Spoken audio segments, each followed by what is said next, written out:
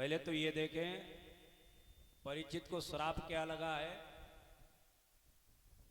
इति लंघेत मर्यादाम तक्षका सप्तमे हनि।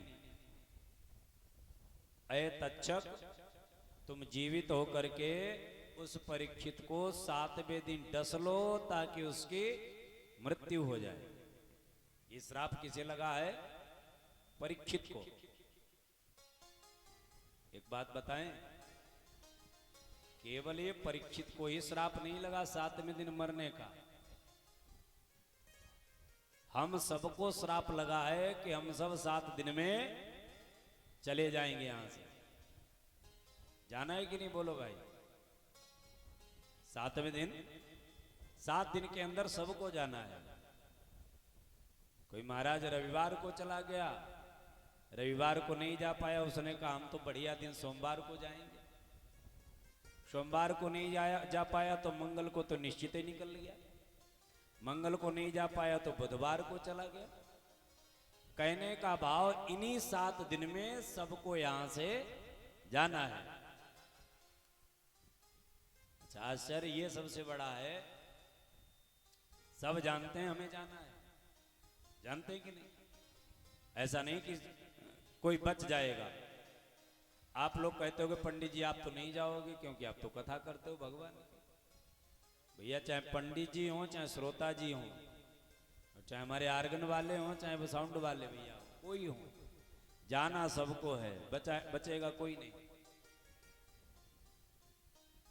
जीव मात्र को श्राप लगा है कि 7वें दिन तुमको जाना है। और हम लोग कितने कितने बड़ी व्यवस्थाएं बनाए बैठे हैं कि नहीं हम तो अभी साल 2 साल और रुकेंगे। महाराज आगाह अपनी मौत का कोई बसर नहीं, सामान 100 बरस का पल की खबर नहीं। एक क्षण का भरोसा नहीं कि महाराज अगले क्षण हम गारंटी से जीवित जरूर रहेंगे। परीक्षित को श्राप लगा तो परीक्षित चले गंगा जी के किनारे शुक्रताल पर, जहां पर 88,000 संत विद्यमान हैं। परीक्षित का एक ही प्रश्न है सबसे, जो संत मिलते हैं परीक्षित एक ही बात पूछते हैं कि भैया तत्कालीन मृत्यु होने वाले जीव का कर्म क्या है? जिसकी मृत्यु निकट आ गई हो, समय बहुत कम हो, वो अपनी मुक्ति के लिए क्या करे? कोई कहता है यज्ञ करो, कोई कहता है दान करो, कोई कहता है मां मृत्युंजय का अनुष्ठान बिठाओ, कोई कहता है तपस्या करो। तो महाराज ये तो हजारों वर्षों में फल मिलने वाली व्यवस्थाएं हैं। तपस्या 10,000 वर्ष तक करो तब कहीं जाकर के फल मिलता है। यज्ञ के लिए भी, व्यवस्था के लिए समय चाहिए। तो महाराज समय तो है नहीं। ऐसा कोई टेबलेट बताओ जो महाराज तुरंत कार्रवाई करे, एंटीबायोटिक हो, गले से नीचे उतरे और उसका असर तुरंत प्रारंभ हो जाए, ऐसी कोई दवाई बताओ। मर्ज बहुत जटिल है, मरीज के पास समय नहीं है, क्योंकि मरीज तो 7 दिन का मेहमान है और उसमें आज का दिन जा रहा है, तो समय तो बहुत कम बचा है। ऐसी स्थिति में बिल्कुल एंटीबायोटिक दवाई हो वो लगाओ। महाराज कोई उत्तर नहीं ठीक से दे रहा है। तब तक क्या हुआ, उत्तर दिशा की तरफ से दिव्य प्रकाश हुआ, सुखदेव जी महाराज का आगमन हो गया। बोलिए सुखदेव महाराज की जय हो। सुखदेव भगवान आए हैं, सबने प्रणाम किया, परीक्षित ने आसन दिया, बिठाया, पूजन किया और पूजन करने के उपरांत तत्काल प्रश्न कर दिया, महाराज तत्कालीन मृत्यु होने वाले जीव का कर्म क्या है, आप हमें ये बताओ। सुखदेव जी ने कहा महाराज देखो, परीक्षित ने प्रश्न ही बदल दिया। परीक्षित बहुत बुद्धिमान है। परीक्षित ने विचार किया अगर हम ये कहेंगे कि हम मरने वाले हैं, हम क्या करें, तो सुखदेव जी कोई उत्तर नहीं देंगे, क्योंकि संत पर्सनल व्यवस्था में कोई हस्तक्षेप नहीं करते हैं। संत जब व्यवस्था की तरफ नजर उठाते हैं तो महाराज पूरे देश के, पूरे राष्ट्र की व्यवस्था देखते हैं।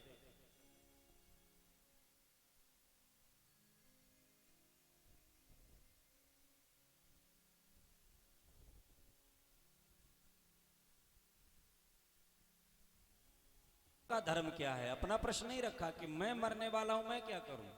प्रश्न ये कर दिया कि महाराज जो मरने वाला जीव है तत्काल उसे ऐसी कौन सी औषधि है जिसके द्वारा तत्क्षण उसे लाभ प्राप्त हो। तो सुखदेव जी महाराज ने कहा, परीक्षित तुम वाकई बहुत प्रबुद्ध श्रोता हो। क्यों? अब सुखदेव जी ने बोलना शुरू किया। सबसे पहले बोला है श्लोक क्या, बरियाने सुते प्रश्न क्रतो लोकहितो नृप। बरियाने सुते प्रश्न, ऐ राजन तुम्हारा प्रश्न बहुत उत्तम है। देखो सुखदेव जी के मुख से सबसे पहला अक्षर निकला है वा। सुखदेव जी के मुख से सबसे पहला अक्षर निकला है वा। वरियाने सुते प्रश्न। तुलसीदास जी महाराज ने जब राम कथा को लिखा है तो रामचरितमानस में सबसे पहला अक्षर कौन सा लिखा है आप लोगों को पता है? जिसे पता हो वो हाथ उठाओ जरा, जिसे रामचरितमानस का पहला अक्षर पता हो। माताएं मैंने भी उठा सकती हैं। अच्छा, पढ़ते हो आप लोग रामचरितमानस? गलत बात, नहीं पढ़ते हो। भले ही रामचरितमानस 2 चौपाई पढ़ो, समय नहीं है 2 चौपाई पढ़ो, लेकिन जरूर पढ़ो। जिस घर में 2 चीजें रहती हैं उस घर में दुख नहीं आ सकता है। कौन कौन सी? नंबर 1 तुलसी पत्र और रामचरित मानस। जिस घर में रामचरित मानस रहती है, जिस घर में तुलसी का पत्र, तुलसी का वृक्ष होता है, उस घर में भूत बाधा संकट नहीं आ सकते हैं, ये गारंटी हमारी है। क्योंकि जिस घर में रामचरितमानस का पाठ होता है, पुस्तक लेकर के रखने की बात नहीं है। ऐसा नहीं कपड़े में लपेट करके अलमारी में डाल दिए, वो सड़ रही पड़ी पड़ी, ना ना ना, उसे पाठ करो। ज्यादा समय नहीं है, 1 दोहा पढ़ो, लेकिन रोज पढ़ो। इससे लाभ क्या होगा? बोले लाभ ये होगा, जिस घर में रामचरितमानस का पाठ होता है उस घर में हनुमान जी महाराज जरूर जाते हैं। और जिस घर में हनुमान जी जाते हैं, हनुमान जी का आगमन होता है, वहां पर क्या होता है मालूम? बोले भूत पिशाच निकट नहीं आवे, महावीर जब नाम सुनावे। भूत प्रेत वहां आ ही नहीं सकता है। दूसरी बात, बोले नासय रोग हरे सब पीरा, जपत निरंतर हनुमत बीरा। इसलिए रामचरितमानस घर में जरूर होनी चाहिए और नित्य उसका पाठ होना चाहिए। इसी प्रकार तुलसी का वृक्ष भी आपके आंगन में जरूर होना चाहिए, क्योंकि तुलसी का वृक्ष जिस घर में होता है उसमें ठाकुर जी जरूर आते हैं एक बार। और ठाकुर जी जहां आते हैं वहां उनकी प्रिया लक्ष्मी अपने आप भागी भागी चली जाती है। जाती है कि नहीं? बोलो भाई। भाई पति अगर कहीं किसी पार्टी में गया तो पत्नी जाएगी कि नहीं? बोलो भाई। है? आजकल का जमाना थोड़ी पत्नी अकेली चली जाए। तो रामचरितमानस का प्रथम शब्द जो है, प्रथम अक्षर जो है, वो भी वाह है। वर्णानाम अर्थ संज्ञानाम रसानाम छंदसामपि। तो रामचरितमानस में वा शब्द है वर्णानाम, और सुखदेव जी महाराज के मुख से पहला अक्षर निकला है वरियाने सुते प्रश्न। दोनों संतों के मुख से सबसे पहला अक्षर वा ही निकला है। ये वा क्या है? ये वा ब्रह्म का बीज अक्षर है। इन संतों के हृदय में ब्रह्म छिपा बैठा है। चाहे तुलसीदास हो, चाहे सुखदेव जी हो, चाहे व्यास जी हो, चाहे कबीरदास हो, चाहे रहीम खान जी हो, ये ब्रह्मदर्शी संत हैं। इनके हृदय में ब्रह्म ही बैठा है। और महाराज जो पेट में भरा होगा सुगंध, डकार में सुगंध और दुर्गंध उसी की आएगी। भाई अगर आपने प्याज लहसुन खाया है तो डकार में दुर्गंध प्याज लहसुन की आएगी कि नहीं? बोलो भाई। मूली के परांठे अगर खाए हैं तो मूली की सुगंध आएगी कि नहीं डकार में? पेप्सी पियो फिर डकार देखो आए तो सुगंध कितनी अच्छी आती है ना? तो जो पेट में भरा होगा डकार में सुगंध और दुर्गंध उसी की आएगी। इन संतों के हृदय में ब्रह्म बैठा है, इसलिए जब भी बोलते हैं तो ब्रह्ममय बोलते हैं, ब्रह्मवत बोलते हैं, ब्रह्म का ही उच्चारण होता है पहले। इसलिए सुखदेव जी कहते हैं वरियाने सुते प्रश्न। तुलसीदास जी कहते हैं वर्णानाम अर्थ संज्ञानाम। तो ब्रह्म में बोला है। सुखदेव जी कहते हैं परीक्षित तुम्हारा प्रश्न बहुत उत्तम है, क्योंकि कृतो लोक हितो नृप, तुमने लोक हित की बात कही है, पूरे समाज की चिंता की है तुमने। और जो व्यक्ति समाज की चिंता करता है, समाज सेवी होता है, भगवान भी उससे प्रेम करते हैं। इसलिए जिसकी मृत्यु निकट आ गई हो, अब जरा कीमती बात है, ध्यान से सुनना, जिसकी मृत्यु निकट आ गई हो, समय बहुत कम हो, तो अपनी मुक्ति के लिए क्या करे? एक ही उपाय है, क्या?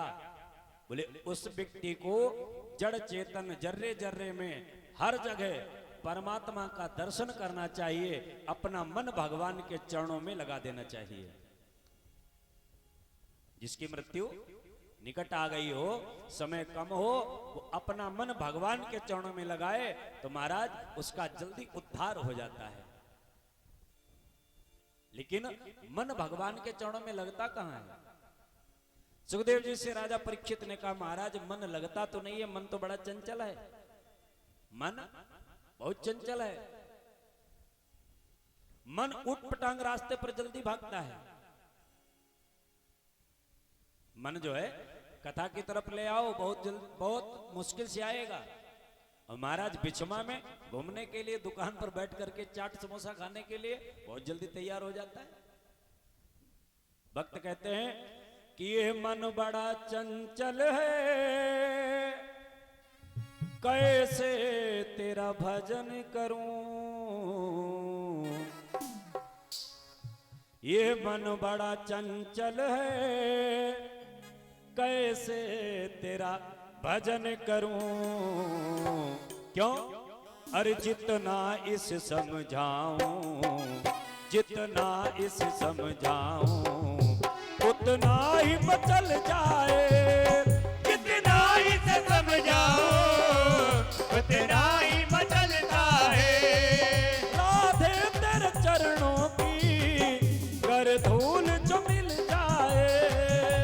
राधे तेरे चरणों की कर धूल जो मिल जाए। राधे तेरे चरणों की कर धूल जो मिल जाए। राधे तेरे चरणों की कर धूल जो मिल जाए। राधे तेरे चरणों की कर धूल जो मिल जाए।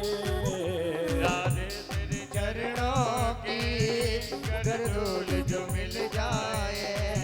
सच कहता हूँ राधे, सच कहता हूँ राधे, तकदीर बदल जाए।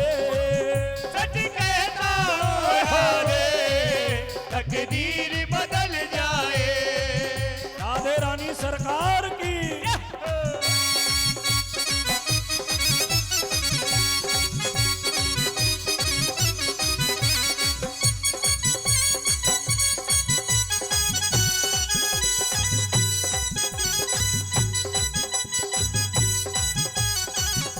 जय हो।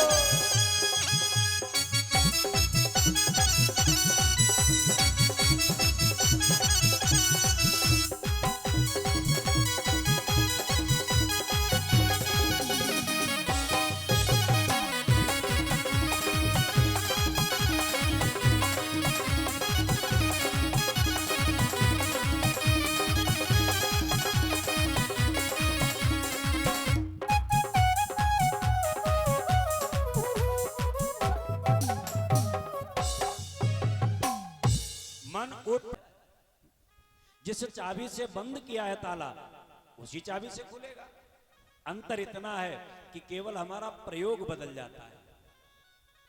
अगर चाबी को अपनी तरफ घुमा दिया तो ताला बंद हो गया, और चाबी को अगर विपरीत दिशा में घुमा दिया तो ताला खुल गया। यही हाल हमारे मन का है। मन अगर हमने संसार में जोड़ दिया तो यही मन हमारे बंधन का कारण बन गया, और मन अगर हमने परमात्मा की तरफ जोड़ दिया तो यही मन हमारा मुक्ति का साधन बन गया है। इसलिए मनबो मनुष्यानाम कारणम बंध मोक्षयो, मन ही हमारी बंधन और मुक्ति का कारण है। इसलिए मन भगवान के चरणों में लगाओ, सुखदेव बाबा कहते हैं। महाराज लगेगा कैसे, बड़ा चंचल है। सुखदेव जी कहते हैं जिसको अपना मन भगवान के चरणों में लगाना हो वो 4 चीजों का अभ्यास करे। कौन कौन? बोले जितासनो जित श्वासो जित संगो जितेंद्रिय स्थूले भगवतो दर्शन मनः संधारे धिया। जिसको अपना मन भगवान के चरणों में लगाना हो वो क्या करे? 4 चीजों का अभ्यास करे। क्या करना है? बोले जितासनो, सबसे पहले आसन जीते। सबसे पहले आसन जीतो, क्योंकि अगर आसन नहीं जीत पाओगे तो बार बार आसन ही बदलते रह जाओगे महाराज, पूजन पाठ में मन ही नहीं लगेगा। गौमुखी में हाथ डाल करके बैठे महाराज, तब तक घुटना दर्द करने लगा, सो भाई ये पैर उठाया उस पे रख लिया, वो उठाया उस पे रख लिया। इससे पूजा खंडित होती है। बार बार आसन बदलने से पूजा खंडित होती है, फल नहीं मिलता है। इसलिए आसन को जीतो। जिस आसन से आप बैठ सको उस आसन पे आप एक बार बैठ जाओ। बार बार आसन नहीं बदलना चाहिए पूजा करते समय। जितासनो जित श्वासो, श्वास को जीतो। 3 प्रकार का प्राणायाम होता है, रेचक, कुंभक और पूरक। 3 प्रकार के प्राणायाम से श्वास को कंट्रोल करो, क्योंकि जितना अच्छा कंट्रोल तुम्हारा श्वास पर होगा उतने अच्छा कमांड तुम्हारे मन पर होगा, क्योंकि मन का और श्वास का बड़ा निकटतम संबंध है। मन में अगर कोई उद्विग्नता है तो श्वास लंबी लंबी आएंगी, इसलिए श्वास पर कंट्रोल करो। जितासनो जित श्वासो, फिर बोले जित संगो, संग ऐसे का करो जो परमात्मा के बारे में खुद जानता हो और तुमको भी भगवान तक पहुंचाए, जिसका ज्ञान सच्चा हो, जिसकी पहुंच परमात्मा तक हो, ऐसे की शरण ग्रहण करो। क्योंकि शरणागति जीवन में एक बार होती है, ऐसा नहीं किसी को देख लिया उसी के शरण में पहुंच गए, नहीं, ठीक से उसे पहचानो, जानो, तब उसकी शरणागति स्वीकार करो। विभीषण ने शरणागति ठीक से चुनी, विभीषण ने ठीक से शरणागति चुनी तो विभीषण का उद्धार हो गया। हुआ कि नहीं? बोलो भाई।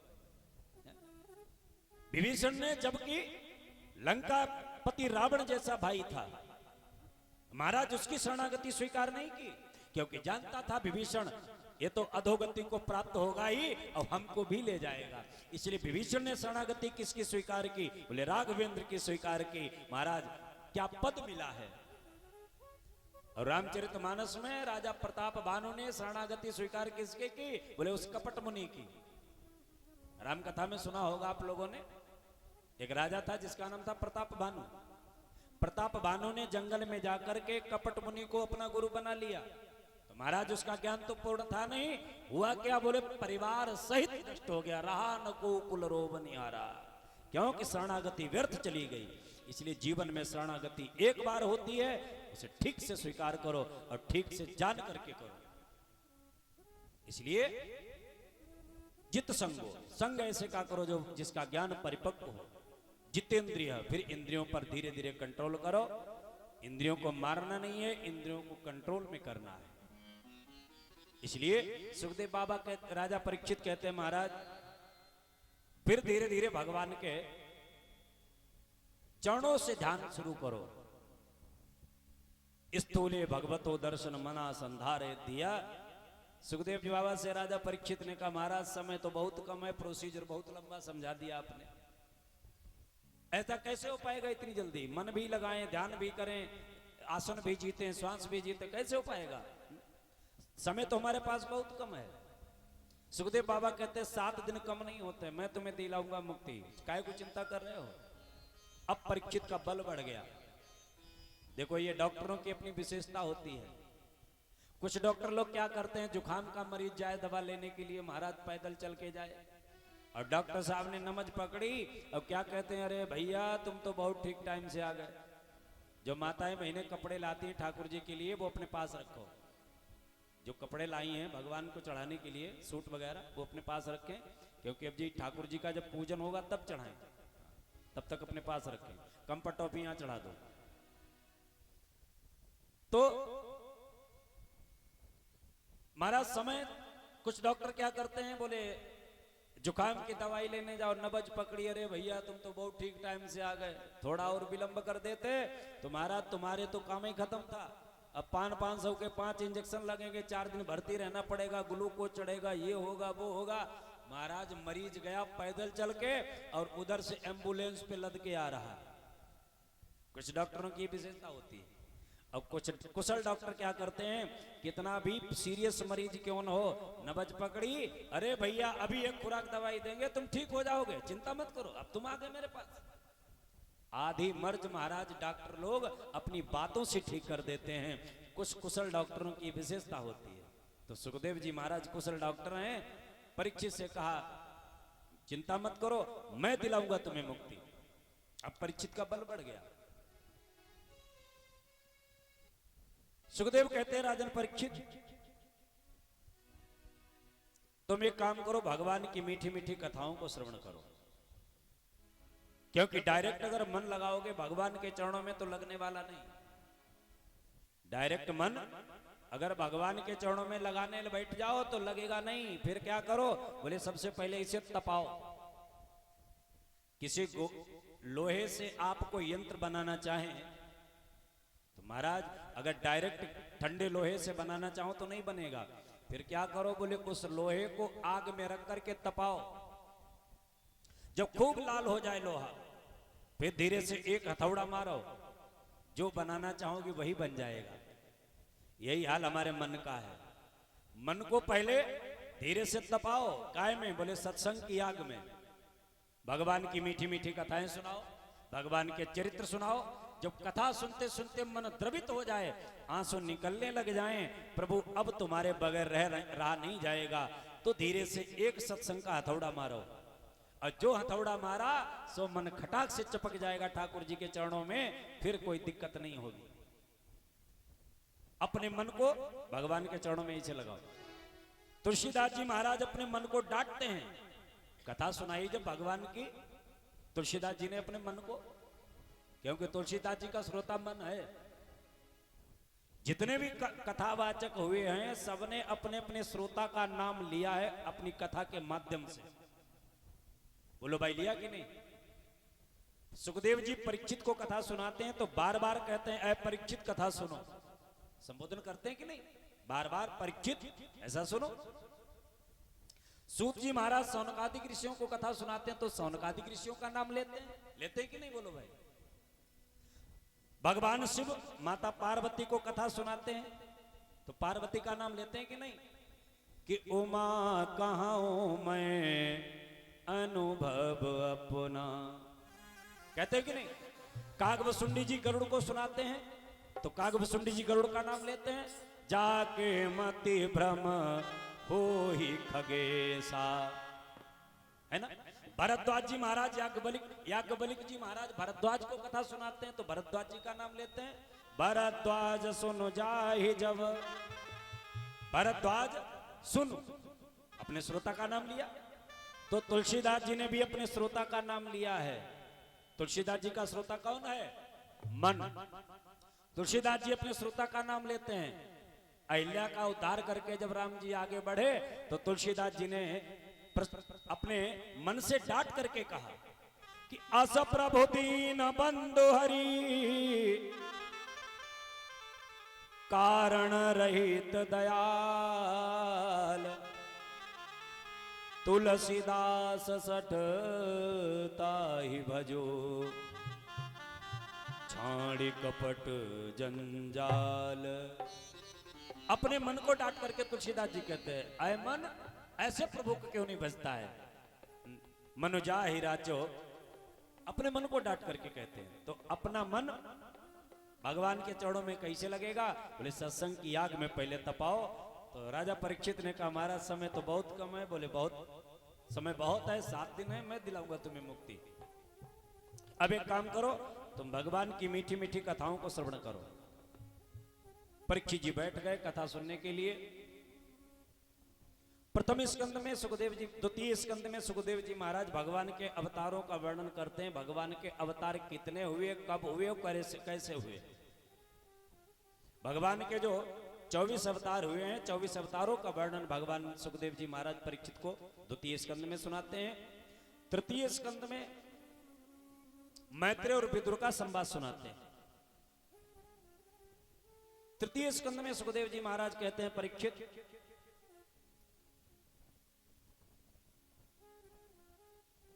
राजा परीक्षित ने सुखदेव जी से कहा महाराज आप हमें विदुर जी का चरित्र सुनाइए, मुझे बहुत अच्छा लगता है। तब विदुर जी का चरित्र सुनाया। सुखदेव जी कहते हैं परीक्षित बात उस समय की है जिस समय धृतराष्ट्र बिल्कुल अंधे हो चुके थे। बात उस समय की है जब धृतराष्ट्र बिल्कुल अंधे हो चुके थे। भाई धृतराष्ट्र तो बिल्कुल अंधे जन्म से ही थे। धृतराष्ट्र महाराज जन्म से ही अंधे थे, तो बिल्कुल अंधे की क्या बात। देखो हम लोगों के 2 आंखें नहीं हैं, हम लोगों के पास 4 आंखें हैं। 2 चरम चक्षु हैं जिनसे हम संसार को देखते हैं, और 2 हमारे हृदय के अंदर जो चक्षु हैं, ज्ञान वैराग नयन उर्गारी। उर माने हृदय, ज्ञान वैराग रूपी जो नेत्र हमारे हृदय के अंदर हैं, जब ये फूट जाते हैं तो वो काम करते हैं। ज्ञान रूपी वैराग रूपी नेत्र। तो धृतराष्ट्र महाराज के ये चरम चक्षु तो जन्म से ही नहीं थे, लेकिन पुत्र के मोह में पड़ करके धृतराष्ट्र के जो हृदय के अंदर चक्षु थे ज्ञान और वैराग्य रूपी, वो भी फूट गए। क्योंकि पुष्णन अधर्मेण विनष्ट दृष्टि, अधर्म का पोषण करते करते अधर्म का साथ देते थे धृतराष्ट्र महाराज जी की जो ज्ञान वैराग्य रूपी नेत्र थे वो भी फूट गए। एक दिन की बात, विदुर जी महाराज ने धृतराष्ट्र को एकांत में बुला करके समझाया, महाराज ये जो दुर्योधन है ना, त्याग दो इसे। यदि तुमने इसको नहीं त्यागा तो ये मूर्तिमान कैंसर है तुम्हारे कुरुवंश के लिए। बड़े बड़े डॉक्टर कहते हैं अगर शरीर के एक अंग में कैंसर हो जाए तो उस अंग को कटवा देने में ही भलाई है। और विदुर नीति भी कहती है, विदुर नीति कहती है अगर एक व्यक्ति को एक अंग को कटवाने से पूरे शरीर की सुरक्षा हो रही है तो बुद्धिमानी इसी में है, एक अंग को कटवा दो। एक व्यक्ति को त्यागने से अगर पूरा घर बचता है तो एक व्यक्ति को त्याग दो। एक घर को त्यागने से अगर एक नगर बचता है तो एक घर को त्याग दो। और एक नगर को त्यागने से अगर पूरा देश बचता है तो एक नगर को त्याग दो। ये विदुर नीति कहती है। विदुर जी कहते हैं धृतराष्ट्र, एक पुत्र को त्यागने से तुम्हारे 99 पुत्रों की सुरक्षा हो जाएगी, पूरा कुरुवंश बच जाएगा। इसलिए तुम एक दुर्योधन का अभी त्याग कर दो। और अगर तुमने त्याग नहीं किया तो हस्तिनापुर में कोई दीपक का जलाने वाला नहीं बचेगा। ये हस्तिनापुर हमेशा हमेशा के लिए अंधकार के गर्त में डूब जाएगा, फिर कभी प्रकाश नहीं होगा इसमें। जो विदुर जी महाराज ने इतना कहा, विदुर जी ने समझाया धृतराष्ट्र को, ऐ धृतराष्ट्र कि भरते भरते घड़ा पाप का जो पाप कमा रहे हो इससे तुम्हारा घड़ा धीरे धीरे भर रहा है। इसलिए भरते भरते घड़ा पाप का जो अगर भर गया तो क्या करोगे। भरते भरते घड़ा पाप का जो अगर भर गया तो क्या करोगे। भरते घड़ा पाप का जो अगर भर गया तो क्या करोगे। और जिस पे मरते हो तुम इतना ज्यादा, जिस पे मरते हो तुम इतना ज्यादा, वही मर गया तो क्या करोगे। ओ भरते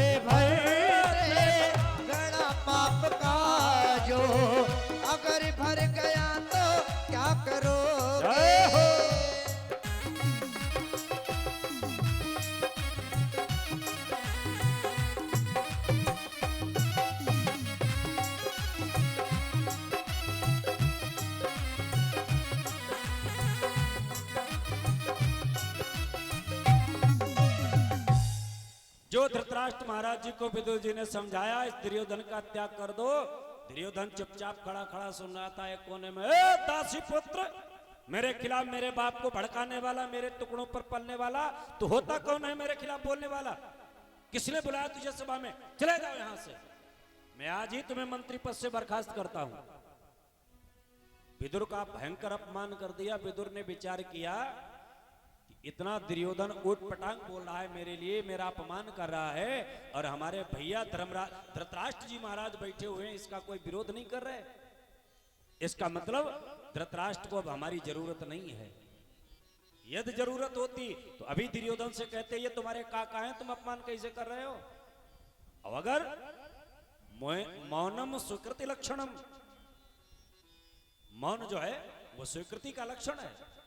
धृतराष्ट्र अगर नहीं बोल रहे हैं तो इसका मतलब इनकी स्वीकृति है इसमें कि विदुर का अपमान हो। ऐसे जगह पर तो हरगिज नहीं जाना चाहिए जहां पर सम्मान न हो। तुलसी तहां न जाइए चाहे कंचन बरसे मेघ, आवत ही हर्षे नहीं नैन नहीं सने। विदुर जी महाराज ने तुरंत वहीं पर अपनी पगड़ी उतार कर रख दी, धनुष बाण रख दिया, चल दिए। और अकेले नहीं गए, बोले स्वयं धनुर्द्वार निधाय माना, धनुर्बाण दरवाजे पर रख दिया और चल दिए। और केवल विदुर नहीं गए, बोले विदुर जी के साथ में काफी चीजें चली गई। कौन कौन? बोले विदुर जी के साथ में सनिर्गता कौरव पूर्ण लब्धा, निर्गता माने चला गया। कौन कौन? बोले कौरव पूर्ण लब्धा, कौरवों का जो यश था, कौरवों के जो पुण्य थे वो चले गए, और कौरवों की आयु जो थी वो विदुर जी के साथ में ही चली गई।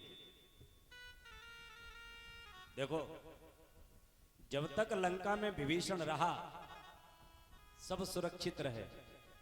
लंका में जब तक विभीषण रहा सब सुरक्षित रहे, और जो विभीषण लंका को त्याग करके चले, तुलसीदास जी ने उठाई कलम और लिख दिया कि अस कही चला विभीषण जब, अस कही चला विभीषण जब, आयुहीन भय सब तब, आयुहीन भय सब तबहि। अस कही चला विभीषण जबहि, आयुहीन भय सब। उसी प्रकार विदुर के जाते जाते बोले सनिर्गता कौरव पूर्ण लब्धा। विदुर जी महाराज चले गए, भयंकर युद्ध हुआ, सब समाप्त हो गए। सुखदेव जी कहते हैं परीक्षित एक दिन की बात, विदुर जी महाराज यमुना जी के पावन पुलिन पर घूम रहे थे, तब तक मैं विदुर जी से भेंट हो गई। विदुर जी को देखा महाराज, उद्धव जी को देखा, विदुर जी ने प्रणाम किया, आइए उद्धव जी कहो क्या हाल है? उद्धव जी ने कहा बढ़िया। एक एक करके सबके कुशल क्षेम पूछने लगे। भैया एक बात बताओ, जो महाभारत होने वाला था उसका क्या हुआ? उद्धव जी ने कहा वो तो कब का समाप्त हो गया। क्या हुआ उसमें? उसमें बोले पांडवों को विजय प्राप्त हुई और कौरवों का पराभव हुआ। विदुर जी कहते हैं ये तो होना ही था, क्योंकि जो धर्म था साथ में, और भगवान कहते हैं ये तो धर्मम ततो जया, जहां धर्म होता है वहां हम होते हैं, जहां हम होते हैं वहीं विजय होती है। अच्छा एक बात बताओ, यदुवंश का में सबका हाल पूछा, प्रद्युम्न कैसे हैं, अनिरुद्ध कैसे हैं, सांब कैसे हैं, हमारे दाऊ जी कैसे हैं, अंत में पूछा मेरे गोविंद कैसे हैं। और जो गोविंद का नाम लिया उद्धव जी के तो आंसू निकलने लगे। विदुर, जिनको मैं अपना सखा मानता रहा, जिनको मैं अपना मित्र मानता रहा, जिनको मैं साधारण मानव समझता रहा, वो साधारण मानव नहीं, वो तो साक्षात गोविंद थे। जब आज मेरे बीच से चले गए हैं, आज मुझे उनकी कीमत मालूम हो रही है। देखो, जब तक वस्तु और व्यक्ति तुम्हारे पास है, ध्यान से सुनना, जब तक कोई वस्तु या कोई व्यक्ति तुम्हारे पास है तब तक आप उसकी कदर कीमत नहीं जानोगे। और वही वस्तु और वही व्यक्ति जब दूसरे के पास होता है ना, तब तुम्हें उसकी कीमत पता लगती है, ये तो बहुत कीमती था। उद्धव जी महाराज की तो समाधि लग गई, कितने प्यारे थे गोविंद हमारे। स्वरूप का वर्णन किया, चरित्र का वर्णन किया, कितने दयालु थे। अरे हमारे गोविंद तो इतने दयालु थे, प्रणाम करने वाले को दुनिया आशीर्वाद देती है, लेकिन गाली देने वाले को कौन आशीर्वाद देता है? अरे हमारे गोविंद तो जहर पिलाने वाले को भी अपना घर दे देते थे, इतने दयालु थे। अहो बकीयम स्तन कालकोटम जिघांसयापाय यदप्य साध्वी लेभे गतिम धात्रच्युतां ततोन्यम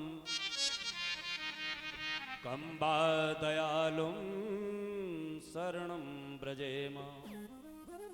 ऐसे गोविंद के समान दयालु कौन होगा, जो पोतना जहर पिलाने के लिए आई उसको भी अपना धाम दे दिया, मां बना लिया। कौन होगा ऐसा दयालु?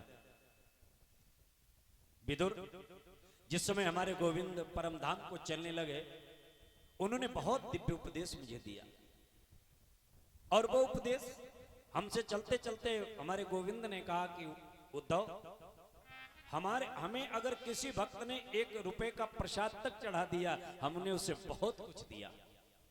और वाकई भगवान को तुम श्रद्धा से 2 पत्र और 2 पुष्प चढ़ा करके देखो, भगवान कहते हैं मैं अपना सर्वस्व तुम्हें दे दूंगा। पत्रम पुष्पम फलम तोयम यो में भक्त्या प्रेक्षति। भगवान कहते हैं श्रद्धा से जो पत्र पुष्प और जल मुझे प्रदान करता है, उसके तो मैं माला माल कर देता हूं। और विदुर ने तो मुझे सब कुछ दिया, और मैंने अपने प्यारे विदुर को कुछ नहीं दे पाया। विदुर जी कहते हैं कि अरे महाराज, हमने उनको दिए ही क्या, हमने तो सूखा बथुआ का साग खिलाया, विदुरानी ने केले के छिलके खिलाए, और उसके ही आप ऋणिया बन गए। अब हम बताओ क्या करें। लेकिन उद्धव, जब कभी तुम्हें विदुर महाराज मिले तो ये प्यारा उपदेश उन्हें दे देना, इससे उनका कल्याण हो जाएगा। देखो विदुर, हमारे पास तो समय है नहीं जो हम तुम्हें वो उपदेश सुना पाए, लेकिन वो उपदेश तुम मैत्रेय जी से जाकर के सुन लो, वो तुम्हें सुना देंगे। कहां मिलेंगे मैत्रेय? बोले हरिद्वार में गंगा जी के किनारे। अब उद्धव जी महाराज चले बद्रिकाश्रम, और विदुर जी चले हरिद्वार। जाकर के मैत्रेय जी से भेंट हो गई गंगा जी के किनारे। मैत्रेय जी ने बिठाया, आओ आओ विदुर, मैं तो तुम्हारी कब से प्रतीक्षा कर रहा था। निवेदन किया। अब विदुर जी महाराज यहाँ पर प्रश्न कर रहे हैं, और मैत्रेय जी उनका उत्तर दे रहे हैं। विदुर जी कहते हैं मैत्रेय जी से, मैत्रेय जी एक बात बताओ। क्या? महाराज, संसार में जीव मात्र सुखी होना चाहता है। मैंने आपसे कहा था, अगर किसी ने किसी को उपदेश दिया हो तो जरूर सुनो उसे, बड़ी काम की बात होती है। महाराज, संसार में ऐसा कोई नहीं है जो सुखी होना नहीं चाहता है। सब सुखी होना, जीव मात्र सुखी होना चाहता है, और सुखी होना चाहता नहीं, रात दिन प्रयास करता है कि ये मिल जाए सुखी हो जाएं, वो मिल जाए सुखी हो जाएं, ऐसा कर लें सुखी हो जाएं। लेकिन महाराज, विडंबना की ये बात है, जितना सुखी होने के लिए हाथ पांव चलाता है, उतने दुख के दलदल में फंसता चला जाता है। जीव की ये परिभाषा है, जीव का ये धर्म है। पहले महाराज किराए के मकान में कोई व्यक्ति रहता था, फिर सोचते थे भैया अपने मकान में रहने का आनंद ही कुछ निराला होता है, भले टूटा फूटा हो लेकिन अपना हो जाए। एक वासना का कांटा चुभा कि मकान बन जाए, कैसा भी बन जाए, छोटा मोटा उठ पटांग बन जाए, अपना हो। भैया प्रभु की कृपा हुई, मकान बन गया। अब तो बड़े खुश हो गए, भैया मकान बन गया। अच्छा, मकान से व्यक्ति अगर खुश सुखी होता तो मकान बन गया तो फिर सुखी हो जाता? सुखी नहीं हुआ। वास्तविक सुख क्या है ये हम जान ही नहीं पाते। दुख के निवारण को ही हम सुख मान बैठे। दुख के निवारण को ही हमने सुख की संज्ञा प्रदान कर दी। वास्तविक सुख क्या है ये हम आज तक नहीं ढूंढ पाए, न जान पाए। भाई, सिर पर बोझा रखा हुआ है, 50 किलो की बोरी रखी हुई है सिर पे, थक गए, गर्दन टेढ़ी होने लगी, सो हमने धड़ाम से डाल दी जमीन पे, और वजन जब उतर गया हमने कहा ओहो सुखी हो गए। अरे सुख क्या खाक मिल गया? जो बोझा खोपड़ी पे रखा था वही तो उतरा है। बोलो भाई, वो जो बोझा खोपड़ी पे रखा था वही तो उतर गया है, बाकी सुख क्या मिला है? पैर में कांटा चुभ गया महाराज, कांटा जब तक लगा है तब तक बड़े दुखी, और जो कांटा निकला बोले ओ अब तो सुखी हो गए। अरे सुखी क्या खाक हो गए? जो कांटा लगा था वो निकल गया, वास्तविक सुख क्या है वो तुमने आज तक नहीं जान पाया। भूख लगी थी महाराज, प्राण निकल रहे थे, किसी ने 2 रोटी खिला दी, वो महाराज सुखी हो गए। अरे सुखी काहे को हो गए? जो भूख का कांटा लगा था वो कांटा भूख का निकल गया। वास्तविक सुख क्या है? बोले वास्तविक सुख तो परमात्मा सुख है। परमात्मा को प्राप्त करने का जो सुख है वो वास्तविक सुख है। तो महाराज मकान बनने से अगर कोई व्यक्ति खुद सुखी हुआ होता, मकान बन गया, सुखी हो जाते। पड़ोसियों को बुला बुला करके दिखाना शुरू किया, भैया देखो फला भट्टे से ईंट लाए, फला जगह से मिस्त्री लाए, मकान हमने भी बना लिया। लेकिन वो सुख कब तक रहा? बोले 4-6 दिन तक। तब तक पड़ोसी के मकान पर नजर डाली, बढ़िया प्लास्टर हुआ है, बढ़िया पुट्टी कलर हो गया है, चकाचक मकान। अब दूसरा कांटा चुभ गया, भैया प्लास्टर तो अपने मकान पर भी हो जाए तो बढ़िया लगे। अच्छा नहीं लगता है, देखो पड़ोसी का कितना बढ़िया चमक रहा मकान। अब दूसरा कांटा चुभ गया, बोले प्लास्टर हो, कलर हो, पुट्टी हो। चलो प्रभु की कृपा हुई, प्लास्टर हो गया, पुट्टी हो गई, कलर हो गया, टाइल लग गए, बढ़िया चकाचक। अब तो सुखी हो गए भाई, क्योंकि हमारा भी मकान चमकने लगा। क्या अब सुखी हुए? बोले अब भी सुखी नहीं हुए। बोले अब क्या है? बोले तब तक पड़ोस में देखा कि भैया एसी लगी है फौजी साहब के यहाँ। पड़ोस में देखा कि भैया एसी लगी है, अब अपने घर में भी एसी हो जाए तो आनंद आ जाए, तो सुखी हो जाए। भैया देखते देखते राजाओं जैसा वैभव हो गया। तब तक किसी ने पूछ दिया, क्या है भैया सुखी कितने हुए? प्रश्न जहां का तहां रह गया। बोले भैया पहले कम से कम भूख लगती थी, सुबह 8 परांठे खाते थे नाश्ते में, और शाम को बिस्तर पर लेटते लेटते नींद आ जाती थी। बोले अब तो भोजन के लिए डॉक्टर ने कह दिया मूंग की दाल का पानी पियो, और नींद तब आती है जब 4-6 टेबलेट इकट्ठे खाते, तब नींद आती है। अब बताओ सुखी तब थे कि सुखी अब हो? जब गरीब थे तब भी नहीं सुखी थे, और आज राजाओं जैसा वैभव हो गया तब भी सुखी नहीं, क्योंकि संसार ही दुखालय है। संसार है दुखालय। गीता जी में भगवान ने स्पष्ट कहा है, अर्जुन संसार क्या है? बोले दुखालयम शाश्वत जगत। ये संसार ही दुखालय है। औषधालय माने औषधियों का घर, भोजनालय माने भोजन का घर, पुस्तकालय माने पुस्तकों का घर, तो दुखालय माने दुखों का घर। अब बताओ भोजनालय में खड़े होकर के अब हम भोजन वाले दुकानदार से कहें भैया एक काम करो, हमें लघु सिद्धांत कौमुदी दो, मुझे पढ़नी है। जैसे हमारे यहाँ भोजन की व्यवस्था विशाल भैया देख रहे हैं, विशाल भैया बड़ा अच्छा भोजन बनाते हैं, और शाम को हम विशाल भैया से कहें भैया हमें बुखार आ गया है, क्या पैरासिटामोल तो नहीं एक पड़ी होगी? अब विशाल के पास पैरासिटामोल कहां से आई? तो जिसका आलय है वही वस्तु मिलेगी। भोजनालय में भोजन मिलेगा, औषधालय में औषधि मिलेगी, पुस्तकालय में पुस्तक मिलेगी। अब भोजनालय में खड़े होकर के हम पुस्तक मांगे नहीं मिलेगी। उसी प्रकार ही संसार में दुखालय में खड़े होकर के हम सुख मांगते हैं, कहां रखा? नहीं मिलने वाला। इसलिए भोजनालय में एक प्रकार का भोजन नहीं, कई प्रकार का भोजन होता है। खीर पूड़ी है, सब्जी पूड़ी है, दाल रोटी है। उसी प्रकार संसार में भी कई प्रकार के दुख हैं। कोई तन दुखी, कोई मन दुखी, कोई धन बिन रहत उदास, और थोड़े थोड़े सब दुखी सुखी राम के दास। बड़ा सुंदर दिव्य उपदेश मैत्रेय जी ने विदुर जी को सुनाया। विदुर जी ने कहा महाराज अब हमें ये कृपा करके बताओ परमात्मा एक से अनेक कैसे होता है? तब सृष्टि प्रक्रिया बताई। नारद जी भगवान जल के ऊपर नारायण का प्राकट्य हुआ। नारायण की नाभि कमल से ब्रह्मा जी का प्रादुर्भाव हुआ। ब्रह्मा जी ने चारों तरफ देखने का विचार किया तो 4 मुख बन गए। विचार किया कि मेरी माँ कौन, मेरा पिता कौन। कमल की नाल पकड़ करके नीचे उतरना शुरू किया कमल की जड़ का पता लगाने के लिए। महाराज हजारों वर्षों तक उतरते रहे, कमल की नाल का पता नहीं लगा। आकर के फिर बैठ गए कमल पर।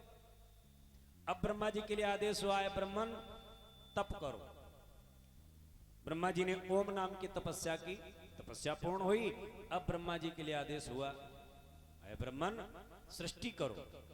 तो ब्रह्मा जी ने अपने मन के द्वारा 4 पुत्र उत्पन्न किए, सनक, सनंदन, सनातन, सनत कुमार।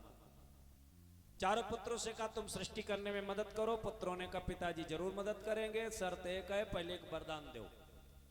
क्या वरदान है? बोले वरदान ये है कि हम सारे जीवन 5 ही वर्ष के बने रहे, हमारी कोई प्रोग्रेस न हो, हम कोई तरक्की न करें, 5 ही वर्ष के रहें। ब्रह्मा जी ने विचार किया जो 5 वर्ष का ही रहेगा वो सृष्टि क्या करेगा। सो महाराज ब्रह्मा जी को क्रोध आ गया।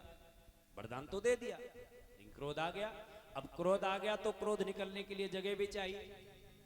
तो ब्रह्मा जी के भवों के मध्य से वो क्रोध निकला और सामने एक बालक बन करके रोने लग गया।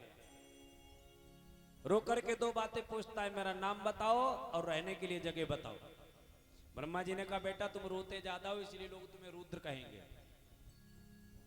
बोलिए रुद्र भगवान की जय। रहने के लिए जगह जब पृथ्वी आएगी तब बताएंगे। तो पिताजी आदेश करो, काम क्या है? बोले काम ये तुम सृष्टि बनाओ। तो भोले बाबा ने एक दिन में 3.5 करोड़ भूत प्रेत उड़ैले चुड़ैले डाकिनी सांकिनी बना के तैयार की। बड़ी विचित्र सृष्टि, 3.5 करोड़ एक दिन में।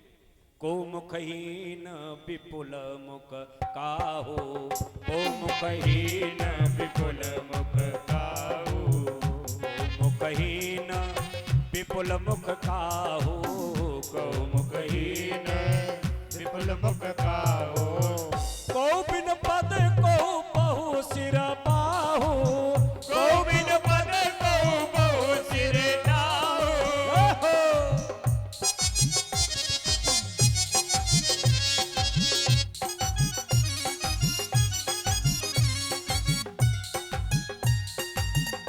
जय हो।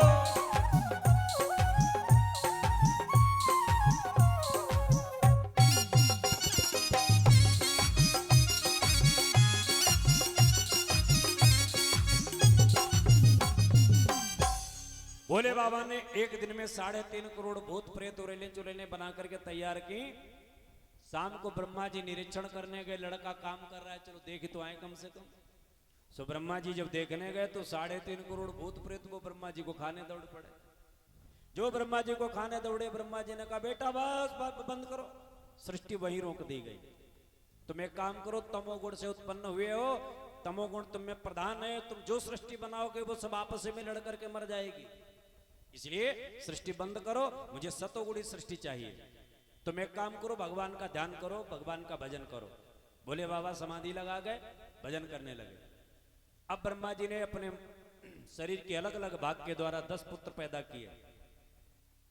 मरीचिरम मिंगिरसो पुलस्त्य पुलह क्रतु भृगुर वशिष्ठो। दंड के द्वारा कन्या उत्पन्न की जिसका नाम है सरस्वती। छाया के द्वारा मृत्यु को उत्पन्न किया।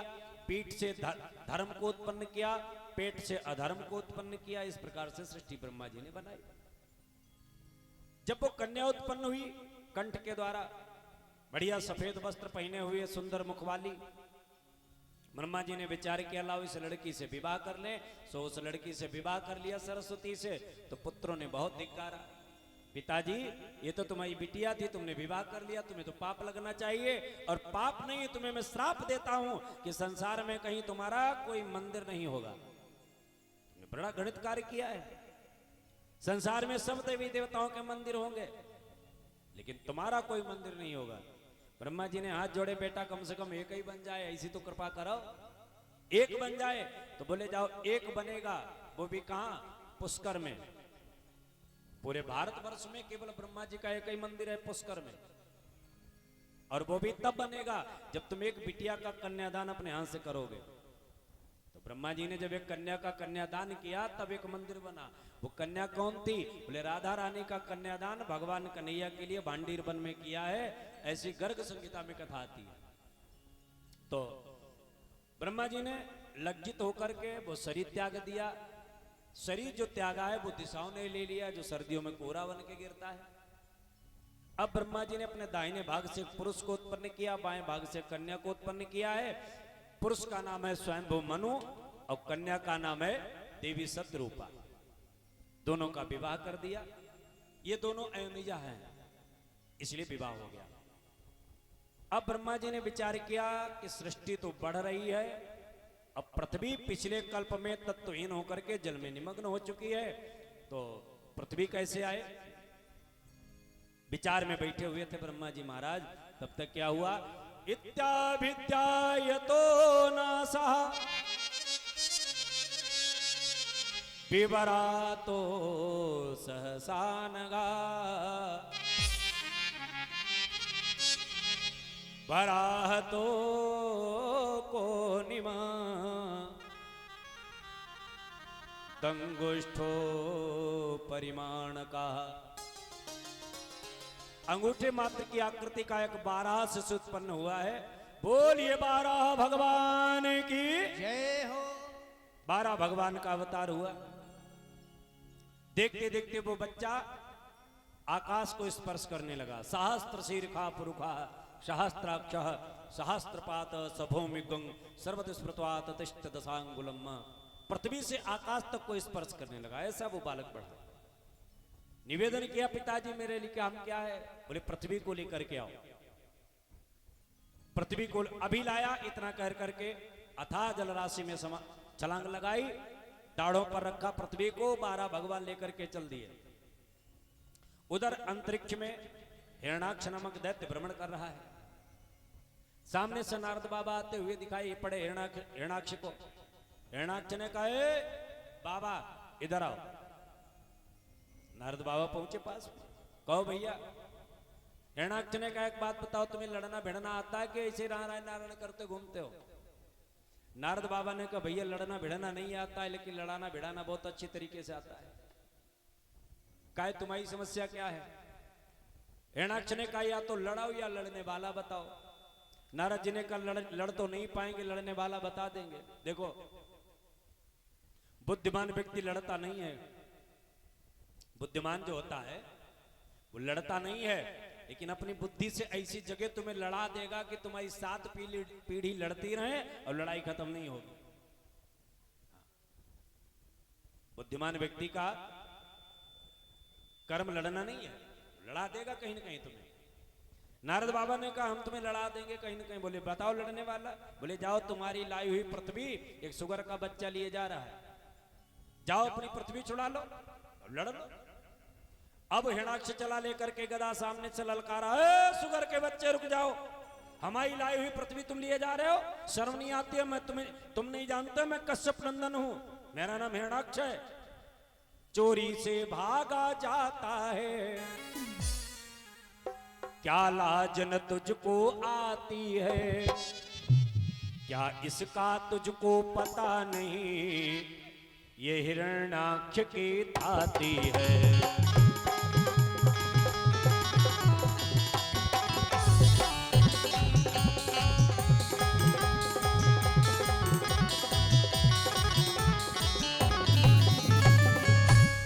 जो ललकार लगाई 12 भगवान तो नहीं रुके। हिरणाक्ष ने कहा, सुनेगा भी कैसे, आखिर को तो जंगली जानवर ही है। अब भगवान को बोलना पड़ा। भगवान ने कहा, सत्यम वयंभो वन गोचरा मृगा। तुमने ठीक कहा, हम जंगली जानवर जरूर हैं, लेकिन तुम जैसे ग्राम सिंहों की तलाश में हर समय घूमते हैं। आ जाओ। पृथ्वी को रखा जल के ऊपर, भिड़ गए दोनों। देवता अंतरिक्ष में आ गए। भगवान से निवेदन करते हैं, प्रभु ज्यादा देर तक मत खिलाना, क्योंकि सूर्यास्त के बाद दैत्यों का बल पराक्रम बढ़ जाता है। भगवान मुस्कुराए, देखो इन दुष्टों को हमारी ताकत पे भरोसा नहीं। एक थप्पड़ घुमा करके मारा हिरणाक्ष के, सो धड़ाम से गिर गया। देवता लोग आए, प्रार्थना की, महाराज पता नहीं कौन से पुण्य इसने किए होंगे जो आपके हाथों से इसकी मुक्ति प्राप्त हुई।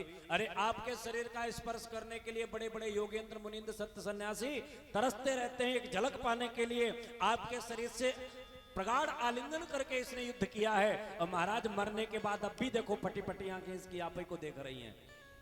पता नहीं कौन से पुण्य किए इसने। 12 भगवान ने कहा, देवताओं एक बात बताओ, तुम स्तुति हमारी करते हो या इसकी? अरे स्तुति तुम हमारी करते, हमारा एक भी बार नाम नहीं लिया, उसका बार बार नाम ले रहे हो। देवताओं ने कहा, सरकार क्षमा करें, भरोसा नहीं हो रहा कि कई थप्पड़ में मर गया होगा। सो भगवान ने एक लात मारी, लात लुढ़क गई। अब देवताओं को भरोसा हो गया कि अब मर गया है। सो भगवान की बड़ी प्यारी स्तुति की। देवता स्तुति करके भगवान के धाम को चले गए। पृथ्वी ने क्या किया, एक कन्या गोद में लेकर के 12 भगवान की तरफ बढ़ाई। महाराज आपने दुष्ट के हाथों से मेरा उद्धार किया है, सो मैं और तो कुछ नहीं मेरे पास, मेरी एक कन्या आप स्वीकार करो। 12 भगवान ने कहा अभी नहीं, क्योंकि अभी मैंने पशु योनि में अवतार लिया है और तुम्हारी कन्या ये मानवी है, अभी मैं इसे स्वीकार नहीं करूंगा। लेकिन जाओ, तुम्हारी कन्या में अगला अवतार जब लूंगा, रामावतार, तब मैं तुम्हारी कन्या को स्वीकार करूंगा। सो भगवान ने राम रूप में जब अवतार लिया है तो सीता का फिर वर्ण किया है। और ईमानदारी से बताओ सीता किसकी कन्या है? बोलो भाई। राजा जनक की है? सुनैना की है? नहीं, पृथ्वी की कन्या है। इसका नाम भूमिजा है, इसलिए पृथ्वी की कन्या को आज भगवान ने स्वीकार किया है और संकेत भी किया है लक्ष्मण को, ये लक्ष्मण ये वही सीता है।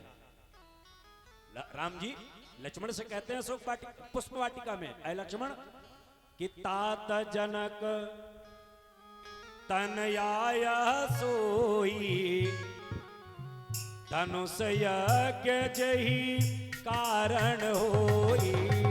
तात जनक तन, तालियों की सेवा करिए। सोई धनुष यज्ञ जही कारण होई। श्री राम जय राम, जय जय राम, जय सिया राम, जय जय सिया राम।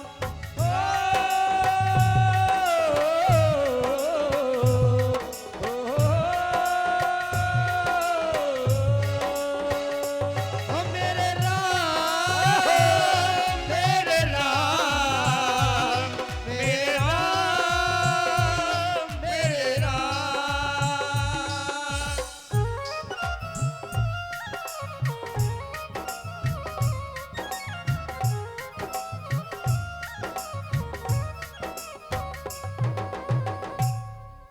राम जी लक्ष्मण से कहते हैं लक्ष्मण तात जनक तन या यह सोई, ये वही सीता है।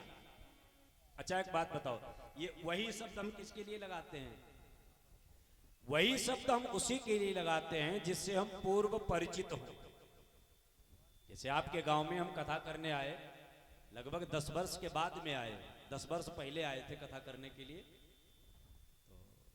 जो लोग पहचानते हैं वो सब ये कहते हैं ये वही प्रदीप पंडित जी हैं जो वहां बाग में कथा करने आए थे।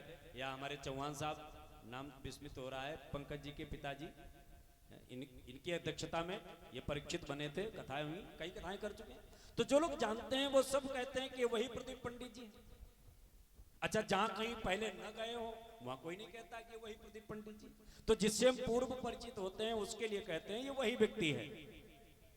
राम जी सीता के लिए इशारा करते हैं लक्ष्मण से, लक्ष्मण ये वही सीता है। वही का मतलब सीता से परिचित हैं। परिचित तभी हैं जब कहते हैं कि तब पृथ्वी ने मुझे कन्या देना स्वीकार किया, तब मैंने स्वीकार नहीं किया, लेकिन आज मैं इस कन्या को स्वीकार करूंगा और इससे विवाह भी करूंगा। इसलिए कहते हैं तात जनक तनयाया सोई। ऐसा कहते हैं पृथ्वी को आश्वासन देकर के भगवान ने अपने शरीर को झकझोड़ा है, जिससे रोमकूप टूट करके गिर गए, जिससे कुश उत्पन्न हुए हैं जो यज्ञ में काम आते हैं। भगवान अपने धाम को पधारे हैं। बोलिए भक्तवत्सल भगवान की। राजा परीक्षित ने पूछा सुखदेव जी से, महाराज एक बात बताओ, ये हिरणाक्ष कौन था? सुखदेव जी कहते हैं ये हिरणाक्ष और हिरण्यकश्यप 2 भाई थे। कश्यप जी महाराज के पुत्र थे। अरे महाराज, कश्यप तो बड़े संत सन्यासी थे, बड़े उच्च कोटि के पहुंचे हुए संत थे, और संत की संतान ये असंत कैसे हो गई? भाई धर्मात्मा का पिता का पुत्र ये दुष्टात्मा कैसे हो जाए? कल हमारे फौजी साहब बता रहे थे, परीक्षित महोदय बोले महाराज जी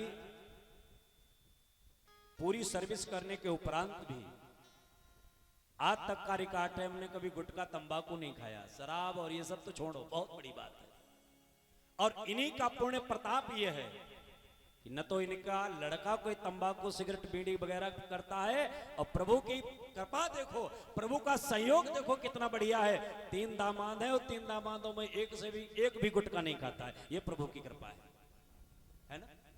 3 दामाद, 1 लड़का, परिवार में कोई तंबाकू गुटखा तक नहीं खाता है। क्यों? ये स्वयं नहीं खाते इसलिए नहीं खाता है।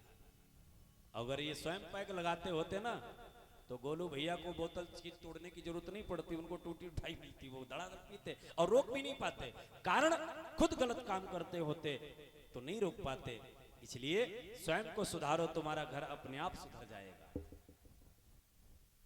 आज कश्यप जी महाराज की ये संतानें, महाराज कश्यप तो बड़े अच्छे संत थे और उनकी ये संतान कैसे बिगड़ गई। तब सुखदेव जी कहते हैं, राजन परीक्षित, कश्यप जी महाराज के 13 पत्नियां हैं। उनमें 2 पत्नियां जो हैं जिनका नाम है, एक का नाम है दिति और एक का नाम है अदिति। तो अदिति से दैत्य अदिति से देवता उत्पन्न हुए और दिति से दैत्य उत्पन्न हुए। तो महाराज कैसे दैत्य उत्पन्न हो गए ये बताओ मुझे। तो सुखदेव जी कहते हैं, राजन परीक्षित, एक दिन की बात, कश्यप जी महाराज शाम का समय है, संध्या बंदन करने के लिए यज्ञशाला में प्रवेश किया और तब तक माता दिति को कामज्वर ने सताया, काम वेदना उत्पन्न हुई। कश्यप जी से जाकर के निवेदन किया, महाराज मैं कामज्वर से परेशान हो रही हूं, मुझे रति दान कीजिए, मेरी इच्छा को पूर्ण करिए। कश्यप जी ने कहा, देवी ये सूर्यास्त का समय है और सूर्यास्त के समय भगवान भोलेनाथ के अनुचर संसार में भ्रमण करते हैं। इस समय अगर कोई मैथुन करता है तो उसके द्वारा निश्चय ही आसुरी प्रवृत्ति की संतान उत्पन्न होती है।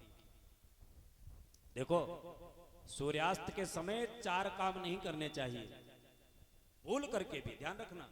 नंबर 1, सोना नहीं चाहिए सूर्यास्त के समय। नंबर 2, भोजन नहीं करना चाहिए। नंबर 3, स्वाध्याय नहीं करना चाहिए। नंबर 4, मैथुन नहीं करना चाहिए। सूर्यास्त के समय ये 4 काम मत करो, गलत प्रभाव पड़ता है। जो व्यक्ति सूर्यास्त के समय सोता है उसके शरीर में रोग उत्पन्न होता है।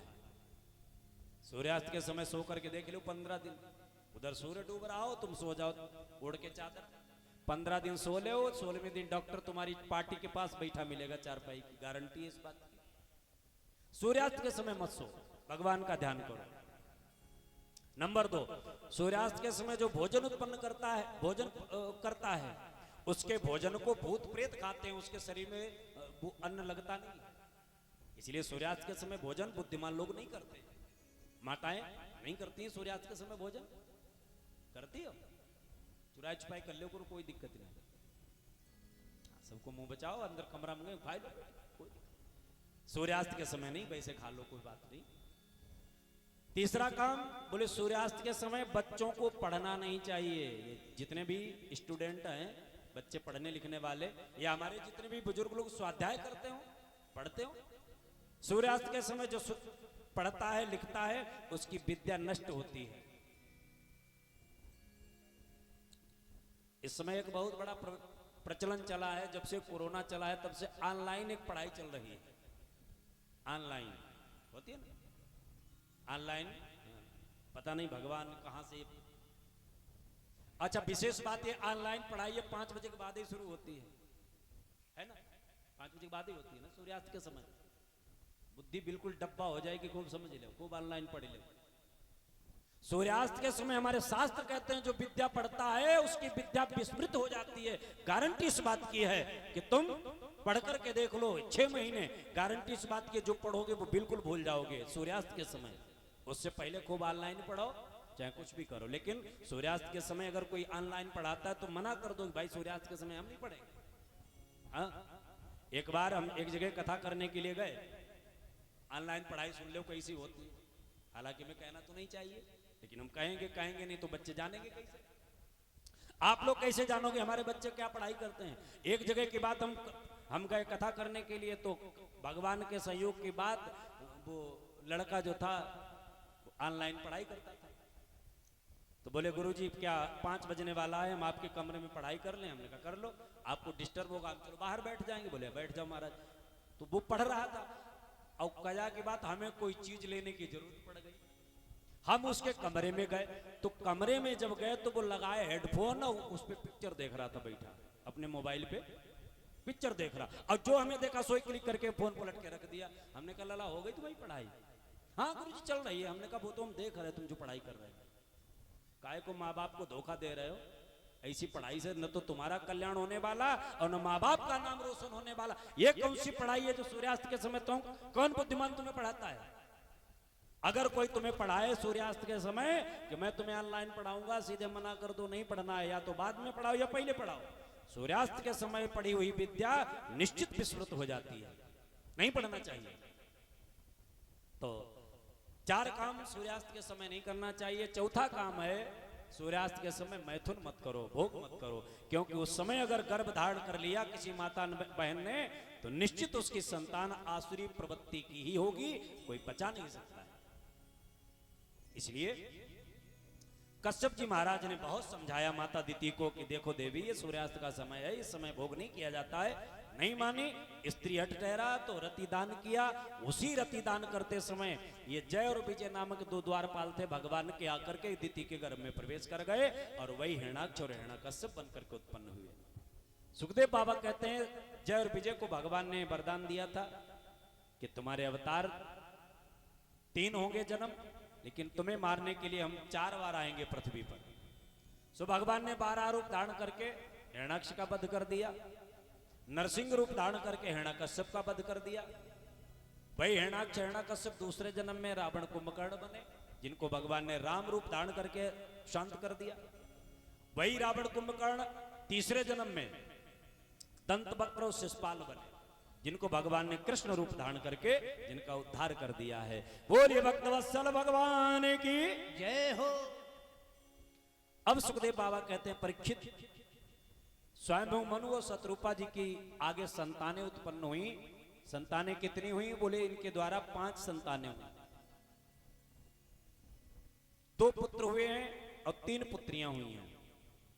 मैत्री जी कहते हैं विदुर, सबसे पहले भागवत जी में सुखदेव जी ने पुत्रियों के वंश का वर्णन किया है। पुत्रियों का नाम है आकुति, प्रसूति और देवहूति। आकुति का विवाह रुचि प्रजापति के साथ में होता है पुत्रिका धर्म के द्वारा। पुत्रिका धर्म उसे कहते हैं जिसमें लड़की का बाप अपने दामाद से शर्त करता है कि हमारी बिटिया के द्वारा जो प्रथम संतान होगी वो हमारे वंश के बढ़ाएगी, आगे हमारे वंश की उत्तराधिकारी बनेगी। तो उस पुत्रिका धर्म के द्वारा माता आकुति का विवाह रुचि प्रजापति के साथ में हुआ, जिनके द्वारा 2 संतान उत्पन्न हुई। एक साक्षात यज्ञ पुरुष भगवान और दूसरे एक कन्या उत्पन्न हुई है जिसका नाम है दक्षिणा। उस दक्षिणा ने यज्ञ को ही अपना पति स्वीकार किया। यज्ञ की पत्नी का नाम है दक्षिणा। इसीलिए कहा जाता है जब तक यज्ञ करने वाले आचार्य को दक्षिणा न दी जाए तब तक यज्ञ संपन्न नहीं माना जाता है, क्योंकि बगैर पत्नी के पति अकेले धर्म का काम नहीं कर सकता है। पत्नी अगर है तो पत्नी की आवश्यकता पड़ती है धर्म के काम में। राम जी का जिसमें वनगमन हुआ तो राम जी ने समुद्र के किनारे लंका पर चढ़ाई करने के लिए पुल बनाया समुद्र पर। तो वहां पर राम जी ने विचार किया कि हमारे आराध्य देव हैं भगवान शिव, तो लाओ यहां पर भगवान शिव की स्थापना की जाए। तो भोले बाबा ने वहां पर शिवलिंग की स्थापना की। तुलसीदास जी महाराज लिखते हैं कि लिंग थापि विधि बत करी पूजा, क्यों शिव समान प्रिय मोहिन दूजा। बोले बाबा ने कहा, राम जी ने विचार किया लाओ मैं यहां पर शिवलिंग की स्थापना करूं। तो महाराज आचार्य कौन आएगा? आचार्य तो यहां कोई है नहीं। जामवंत जी महाराज ने कहा एक आचार्य बहुत बढ़िया है। कौन? बोले लंकापति रावण, ये पड़ोस में रहता है, रावण को बुला लो, बड़ा अच्छा विद्वान है, जिसने एक वेद के 4 भाग कर दिए वो रावण है। रावण ने वेद को संगीत में लयबद्ध किया था। 4 भाग तो व्यास जी ने किए थे, वेदों को लयबद्ध जो है रावण ने किया था। तो जामवंत जी महाराज गए, रावण से कहा महाराज मेरे स्वामी एक अमुक कार्य करने के लिए भोले बाबा की स्थापना करना चाहते हैं, आपको आचार्य रूप में वर्ण करना चाहते हैं, आप पधारे पूजन कराने के लिए। रावण ने कहा वो अभिष्ट काम क्या है उनका बता नहीं सकते हो? बोले महाराज बताने के लिए मना किया है। रावण ने कहा मुझे पता है, तुम्हारे स्वामी राम लंका पर विजय प्राप्त करने के लिए, समुद्र पर पुल बनाने के लिए भोले बाबा की स्थापना करना चाहते हैं, ये अभिष्ट काम है। बोले महाराज काम तो यही है। बोले अगर हमें आचार्य के रूप में वर्ण करना चाहते हैं तो हम जरूर चलेंगे, चलो। सो रावण चला। रावण ने कहा मेरे यजमान से कह देना। आप कहोगे ये कहां से बोल रहे हैं आप, लिखी कहां है? महाराज एक दक्षिण भारत में रामायण चलती है जिसका नाम है कंब रामायण, कंबल ऋषि की लिखी हुई रामायण। उस रामायण में कथा आती है। रावण ने कहा मेरे यजमान से कह देना नहा धोकर के सुबह तैयार रहे। हमारा यजमान जो है इसमें अपने राज्य से बहुत दूर है, उसके पास व्यवस्था कुछ है नहीं। और धर्म कहता है कि अगर यजमान के पास सामग्री नहीं है, कोई सामग्री कम पड़ती है, यजमान नहीं जुटा पा रहा है, तो आचार्य का धर्म है अपने पास से सामग्री लगाए, लेकिन पूजा में कोई कमी नहीं होनी चाहिए। ये यजमान का आचार्य का धर्म है। तो यजमान से कहना वो सामग्री की टेंशन न ले, सामग्री हम लेकर के आएंगे, सारी व्यवस्था हमारे पास है। तो रावण ने क्या किया, पूजन में जो उपयोग होने वाली सामग्री थी वो पुष्पक विमान में रखी और साथ में अशोक वाटिका में पहुंचा। सीता जी से कहा ए सीते चलो विमान में बैठो, तुम्हारे पति राम समुद्र पर पुल बनाने के लिए भगवान शिव की आराधना करना चाहते हैं और बगैर पत्नी की आराधना संभव नहीं, इसलिए तुम चलो साथ में पूजन कराओ चल के। लेकिन शर्त एक है, जैसे सम्मान से हम तुम्हें लिए चल रहे हैं ऐसे सम्मान से वापस आना मेरे साथ, नहीं तो पति को देख करके तुम बैठ जाओ उन्हीं के पास। सीता जी को विमान में बिठाया, लेकर के आया, विमान दूर खड़ा कर दिया, आसन पे बैठे रावण। और रावण ने कहा यजमान सपत्नीक आसन ग्रहण करें। राम जी ने हाथ जोड़े, आचार्य जी हमारी पत्नी किसी स्थिति के कारण मेरे साथ नहीं है, वो किसी के बंधन में है। रावण ने कहा मैं जानता हूं, इसलिए तो विमान में बिठा के लाए हूं, जाओ लेकर के आओ। सीता जी ने दाहिनी तरफ बैठ करके राम जी के पूजन कराया और फिर विमान में बैठ करके लंका चली गई। ये धर्म होता है। कहने का भाव पत्नी के बगैर पति धर्म का काम नहीं कर सकता है, इसलिए यज्ञ की पत्नी का नाम है दक्षिणा। यज्ञ जब भी करो तो दक्षिणा जरूर देनी चाहिए। और दक्षिणा, लोग कहते हैं दक्षिणा तो श्रद्धा की है, लोग कहते हैं दक्षिणा तो श्रद्धा की होती है। पूरी रात पंडित जी से विवाह पढ़वाया, पंडित जी आए, पूरी रात, शाम को आ गए, सुबह गए, पूरी रात वेद मंत्र पढ़े, स्वस्ति वाचन पढ़ा, आनो भद्रा कृतवो जंतु विसुतोदवधासो आदि आदि वेद मंत्रों के द्वारा तुम्हारा विवाह पढ़वाया। दो परिवारों को एक किया, दो शरीर को एक किया, दो आत्माओं का मिलन कराया, इतने बड़े काम किए। और जो सुबह दक्षिणा लेने के लिए पंडित जी खड़े हुए और 1100 रुपए मांगे, सो पूरा घर कह रहा अरे जो पंडित जी तो लूटने के लिए आए हैं। अरे महाराज तुमने किया ही क्या? बताओ, उन्होंने कुछ नहीं किया। टेंट वाला आया 50,000 ले गया, कोई फर्क नहीं पड़ा। वीडियोग्राफर आया 20,000 ले गया, कोई फर्क नहीं पड़ा। बैंड वाला आया 1 घंटे कड़रम कड़रम किया, 50,000 ले गया, कोई फर्क नहीं पड़ा। ताली बजाने वाले आए 51,000 ले गए, कोई फर्क नहीं पड़ा। पंडित जी ने 11,000 मांग दिए, सो पूरे घर की दम निकल रही। बोलो भाई, पूरे घर के प्राण सूख रहे और कह रहे महाराज 1100 नहीं 500 पकड़ो और लड़का बहू को बढ़िया आशीर्वाद दे के जाओ महाराज। तुम आशीर्वाद की कह रहे, पंडित जी का तो बस चले तो श्राप दे करके जाए तुम्हारे घर को 500 रुपए में। बोलो भाई, पूरी रात पंडित जी तुम्हारे घर जागे, पूरा जीवन बर्बाद किया। पहले तो पढ़ाई की गुरुजी की, अरे तुमने तो अपना कोई डॉक्टर बनाया, कोई मास्टर बनाया, कोई कलेक्टर बनाया। अब पंडित जी ने गुरुजी की लंगोटी धोकर के पंडित तो सीखा, उससे अपनी वृत्ति चला रहे हैं। अगर 1100 मांग दिए तो तुम्हें लग रहा है पंडित जी लूट रहे हैं, गलत बात है। धीरे धीरे ये विद्या विलुप्त हो जाएगी और पंडित तुम्हें ढूंढने से नहीं मिलेंगे। अरे अगर उनको पूरी दक्षिणा नहीं मिलेगी तो कौन करेगा ये काम? बोलो भाई।